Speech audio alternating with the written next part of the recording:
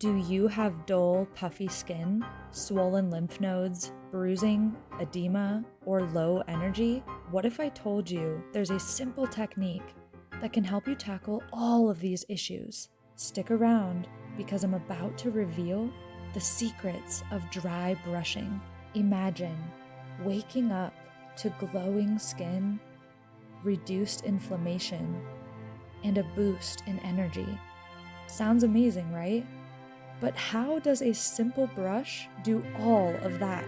Today, we're diving deep into the incredible benefits of dry brushing. By the end of this video, you'll know exactly how to incorporate this easy practice into your routine and how it will transform your well-being. First, we'll explore how to use a dry brush.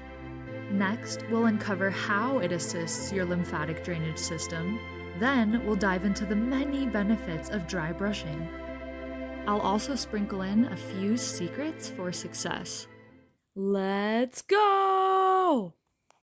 Dry brushing is stimulating and activating, so it is best to perform in the morning. While I'm wearing clothing in this video, you'll want to dry brush on bare skin. Make sure your skin is completely dry for proper friction to boost lymph flow, circulation, and nerve response. It's best to dry brush before showering. My secret tip to optimize flow is to start upstream at the lymph nodes in your groin, move downstream, and then back upstream. This method clears blockages that are more proximal or closer to center, so that as we move distally or further away from center, the released lymph will have a clear pathway to drain. Some say to use circular strokes.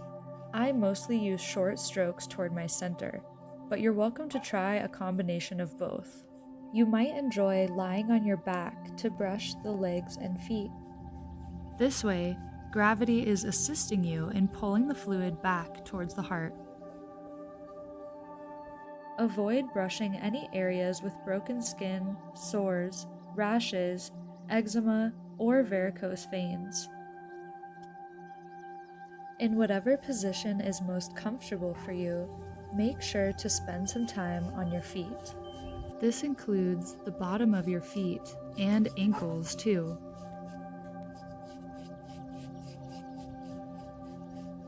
You may also prefer to prop your foot up so that it's easier to reach. Once you've finished with the feet, you can move your way back up the legs towards the hips. Then you can move to the abdomen, the belly, and the back. Then you can move to the armpits. Work your way down the arms to the hands.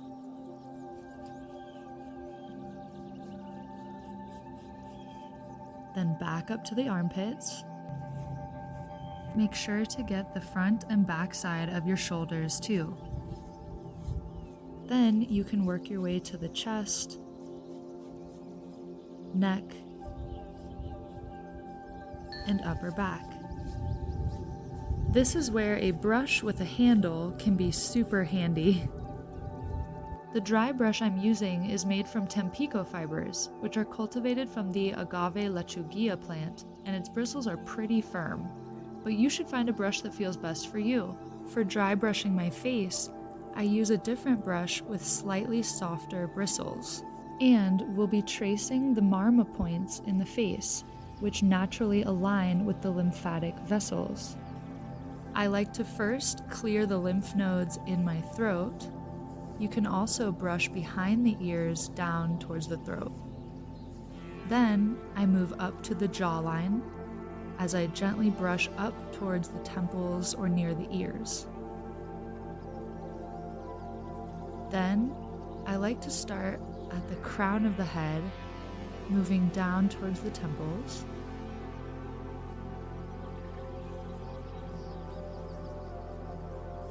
Then from the third eye to the temples.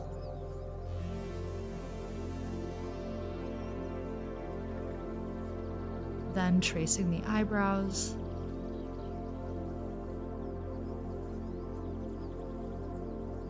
then on either side of the nose towards the temples.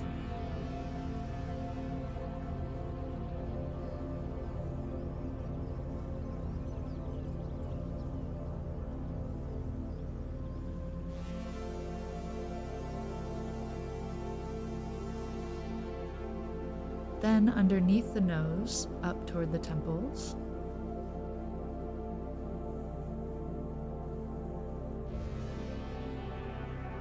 Then from the corners of your smile, up toward the temples. Then from under the bottom lip, up toward the temples.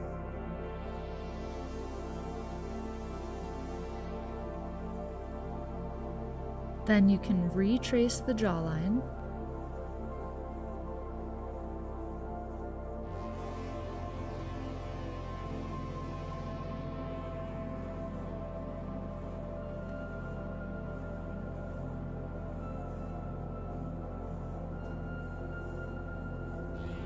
And lastly, you can clear the lymph nodes in the throat again.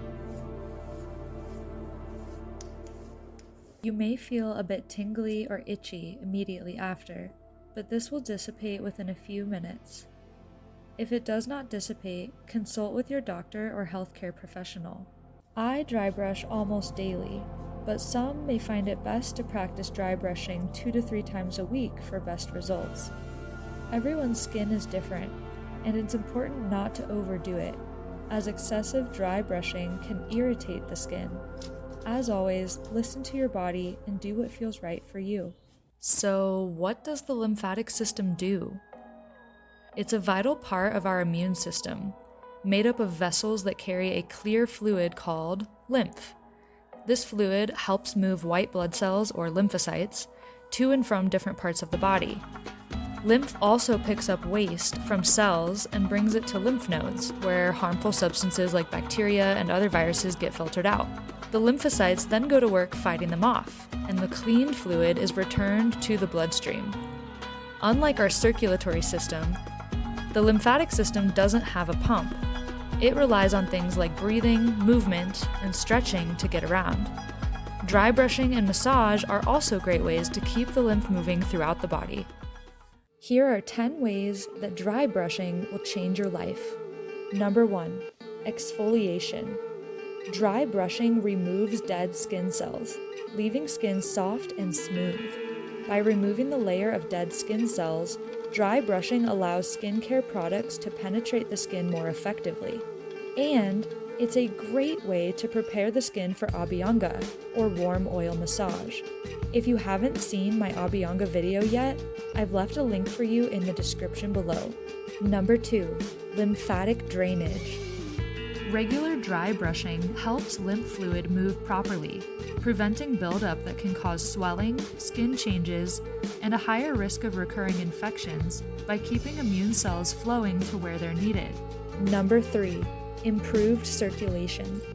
The brushing motion can stimulate blood flow, helping to increase oxygen and nutrient delivery to the skin, our largest organ in the body. You will know this is achieved if you see your skin look slightly pink or red after dry brushing. Number 4, detoxification. By boosting circulation and lymph flow, dry brushing is thought to support the body's natural detoxification process by helping to eliminate toxins and waste in tissues and organs. Number 5, energizing effect. The stimulating action of dry brushing increases circulation and activates nerve endings, leaving many people feeling invigorated and energized. Number 6, unclogged pores. Dry brushing can help clear clogged pores, which can reduce the risk of acne or ingrown hairs. Number 7, mindful self-care practice. The ritual of dry brushing can be a calming, intentional practice that encourages mindfulness and self-care. Number 8, prevent burnout.